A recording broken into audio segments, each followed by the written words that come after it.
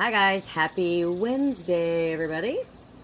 I hope you all enjoyed my sweet baby girl's little demonstration of doing my makeup yesterday. Y'all all said some really nice things. It was really sweet, thank you.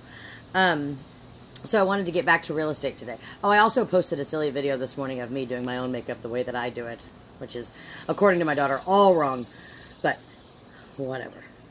Okay, so today I wanted to talk to you about a couple things. The first thing I wanted to talk about is why some houses expire on the market and don't sell. Because I went around to all the expireds in my neighborhood today, not neighborhood, but area in Klein ISD, and I gave them all one of these mugs that says, this is chalkboard on here. It says, please call me, and then a little note inside about why I think their home sat on the market and didn't sell. And 9 times out of 10, it's like 3 or 4. Why are you laughing?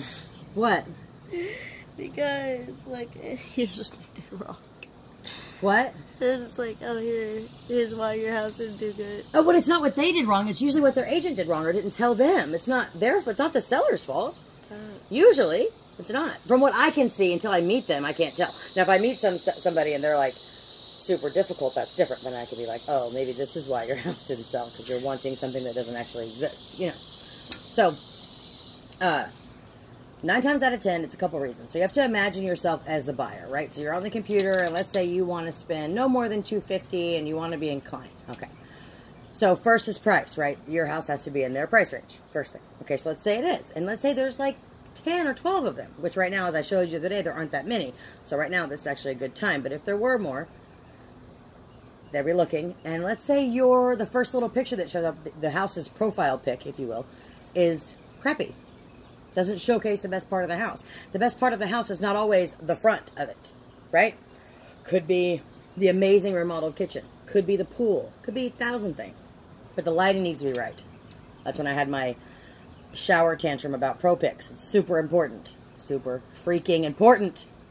So they like that, the eye-catching picture, they click on it, and then they look at all the rest of it, and they're like, oh my God, I love this. Oh God, it has the bay window I want, or oh, look at that yard, whatever. And then they go to schedule an appointment. Well, what if you only want showings when you're home from the hours of like 5 p.m. and 7 Monday through Friday? What if you have a big dog that you haven't made arrangements for? All that kind of stuff, they're not going to see your house. They're going to see a whole bunch of other ones, and they probably won't come back to yours. They'll end up buying something else. So those are and then not having a local agent. I talked about that. Having some agent from, bumfuck Texas, excuse my French, trying to represent you in spring, sorry, Nolly, is not going to work. And then, of course, price, right? If your home is overpriced to the neighborhood, it's not going to sell. Why would someone pay more for your house when they can get a house 2 streets over, similar for the right amount of money? Doesn't make sense. Because remember, you put your house on the market, Joe Blow buyer writes an offer, you accept it, and he's obviously going to be financing the house. So it has to be appraised by the lender. So even if the buyer's willing to overpay for it, the lender's not going to lend you the money to overpay for it. Hello. So that's my thing about expired. So, and in this market, nothing should be expired. So that's why when I saw these expired, I was like, oh, you need me. That's what you need. So I went and passed those out. And I have to tell you that in my world, for me, that is the most nerve-wracking thing to do. Okay, I'm not a salesperson like that. I'm not a cold caller. I don't do that kind of stuff. So walking up to somebody's door and placing this on their door and walking back to my car, hoping to God, a big part of me is like, don't answer the door, don't open the door, don't open the door, just call me later. Because it's very nerve-wracking. I don't like doing it. But I have to I don't like these videos I was terrified to do too. So I'm just like busting out of all the things that scare me. Because you know what? Screw it. We only live this one time. I'm not using that stupid acronym because that's ridiculous. Okay. So that's what I wanted to talk about with that. And then I have a little lending update for you. I have some great lenders that email me updates every week. So first thing is, and this stuff is not really an update. This is normal. When you're going to get financing for a home, if you want an FHA loan, which is a government-backed loan, they're a little more lax on certain things. What are you looking at? What is it? Nolly, what? You go back to the other eye? This one? No. This one? Where? Yeah, right. Just right. Is it getting better? What was it? What's happening? It is, yeah. What was happening? It was mascara. Oh my God. Thank God for Magnolia. Okay. You only need 3.5 down for FHA financing. Okay. 3.5 of the total sales price. And I have a couple of lenders that don't charge my clients any lender fees. That saves you about $1,800 on the home buying side of things. Oh, and this lender, if you want to know who he is, contact me for more details.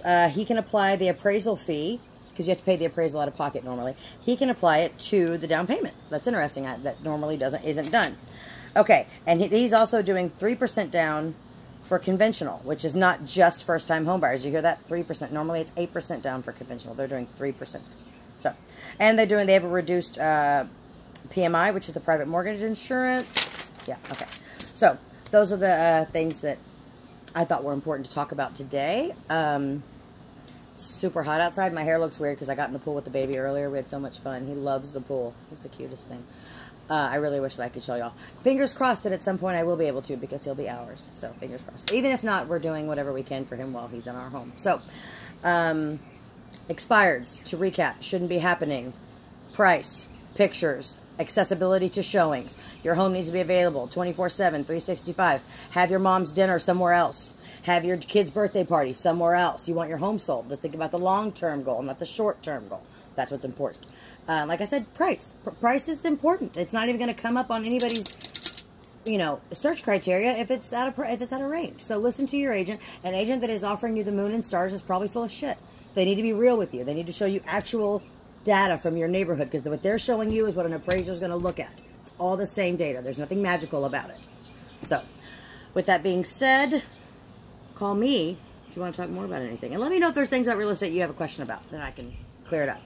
I think I'm going to explain commission next time, because that's always a very touchy, weird subject. And I want to go ahead and just lay it out there as real life. So, hashtag send Jess a seller. Hashtag send Jess a buyer. Let's see how many more shares and views we can get. And hopefully I can help some people, because that's what I really want to do. I want to help people, and I want to, of course, I want to sell some homes. So let's do that too. Bye, guys.